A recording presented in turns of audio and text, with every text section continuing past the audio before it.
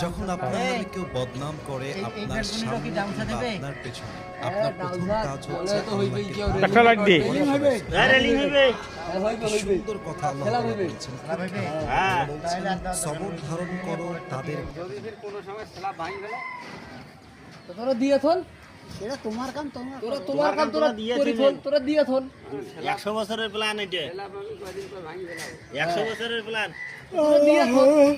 দেখ তোমার ছবি ভাইরাল করে দিয়েছে। তোমরা ইয়া করে দাও। ছবি তোলো চল না। আর ছবি তো চেহারা ঘুরি ঘুরি তোলে চল কই বলে। কি